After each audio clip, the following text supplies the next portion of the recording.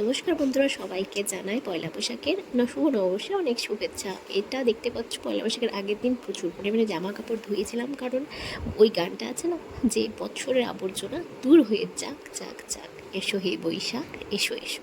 তাই নতুন বছরকে স্বাগত জানানো হয়েছে সব কিছু ঘরদোর পরিষ্কার করার মাধ্যমে। আর এটা হচ্ছে সকালবেলা, আজকের নববর্ষের সকালে হাজব্যান্ডের অফিস আছে আর আমাদের হাউস হেল্পও আসেনি, সেই জন্য মাছ ভাজা, ডিমের অমলেট, আলু চোখা, আর ডাল, আর চাটনি ছিল আগের দিনে, আর হচ্ছে তোমার এঁচোড়া। ঠিক আছে, এগুলো হচ্ছে সকালবেলার মেনু। আর দুপুরবেলা থাকবে হচ্ছে চিকেন, যেটা কিনা বানাবে মাস্টার শেফ আমার বাবা সকাল সকাল গিয়ে পুজোর বাজার করে নিয়ে আসলো, তারপর পূজাটা দিয়ে দিল। আর এদিকে আমার হাজব্যান্ড বসে পড়েছে খাবার খেতে। খাবার খাওয়ার পর অফিস চলে গেলো। আর এবার আমি স্নান টান করে ঠাকুর প্রণাম করতে চলে গেলাম, ঠাকুর পুজো করতে আমার মতো করে। আর এদিকে মা আলুটাকে ভেজে রেখেছিলাম, আর মা এবার মাংসটাকে রান্না করে নিয়েছে, আর চাটনিটাও বের করে রেখে দিয়েছি। খুবই টেস্টি হয়েছিল।